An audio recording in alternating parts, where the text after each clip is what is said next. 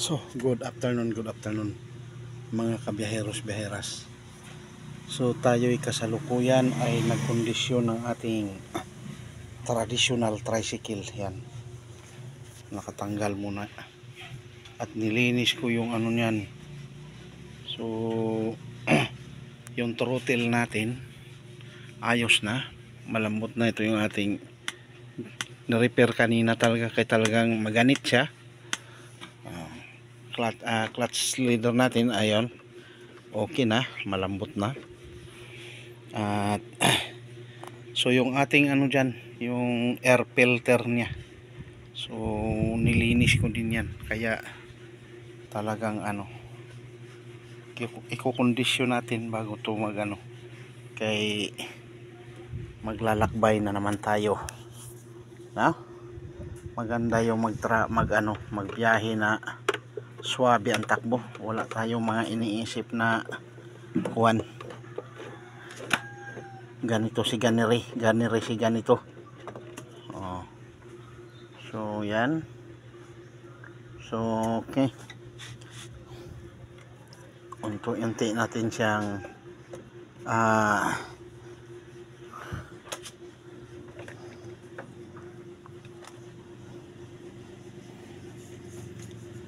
kumbaga sa ano, inunti-unti na natin siyang kinokondisyon kay ay para magandang gamitin yung ating traditional tricycle. So yan, so grabe ng dumi oh. So kasi itong dumi na to, naglahok-lahok na yung Luzon, Visayas, Mindanao na mga alikabok. So sa layo naman kasi talaga ang narating ng ating traditional tricycle na to, kaya hindi rin natin masisisi talaga na mapupuno ng alikabok, no? So, okay. Talagang grabe. Grabe talaga. Wow, ang dumi.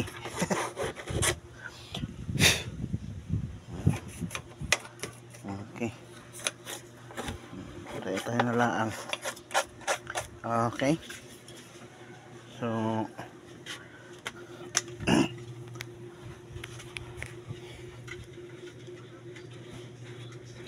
yan, kailangan na natin higpitan siya, ano?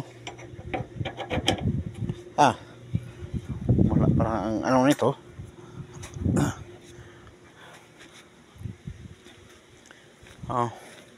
Nagkalat yung ating mga kuwan, mga tools natin.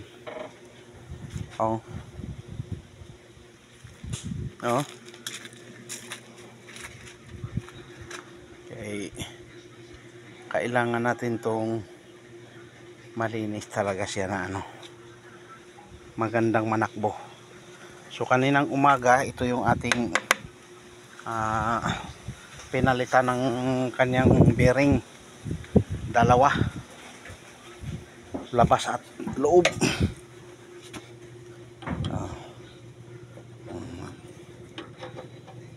Ganito talaga.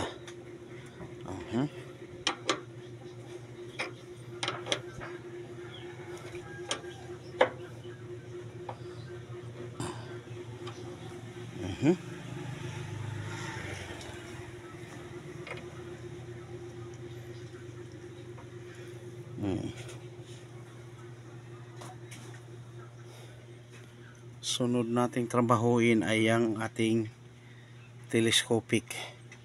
Kailangan talagang mabilhan siya ng bagong telescopic, kay walang pag-asa, walang ano talaga kung i-repair lang, magagamit lang ng ilang araw, tapos yun sira na naman. So magaling pang palitan talaga, no?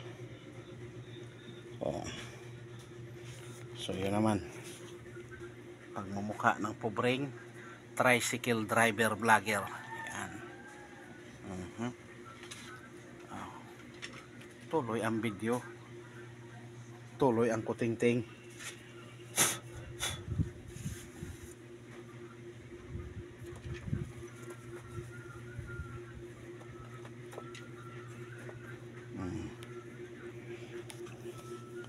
Tingnan natin yung sound check. Pakinggan ninyo. Now.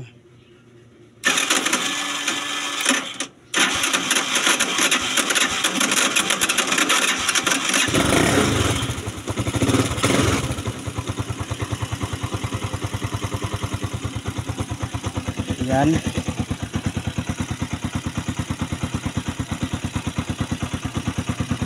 Ayos na ayos pa naman. Wala pang ano talaga.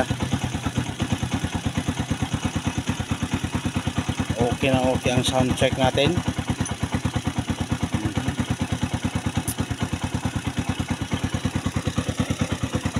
No problem.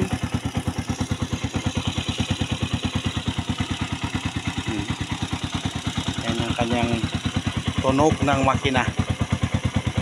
Yun yung sound check. Sound check. Sound check. Check 1 2 3. 1 2 3. Yung dating battery nito wala na. Yung ano pa lang ay talagang nasira na agad, tapos pinalitan ko na. Yan yung ating regulator, tawag din rectifier diode yan. Ito. Full wave kasi yan. Malakas kumarga sa battery, malakas din magpaubos ng ano, ng tawag yan, battery solution.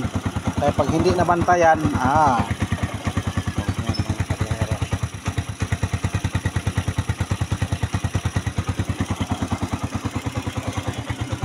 yan yung kanyang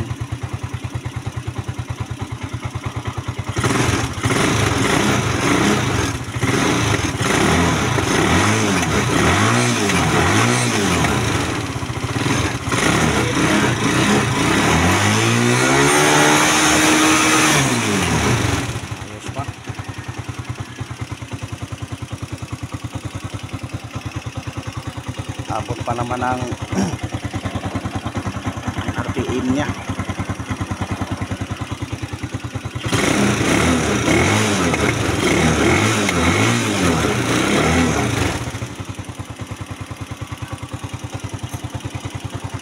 Okay, thank you sa lahat na mag-like, mag-share, mag-subscribe.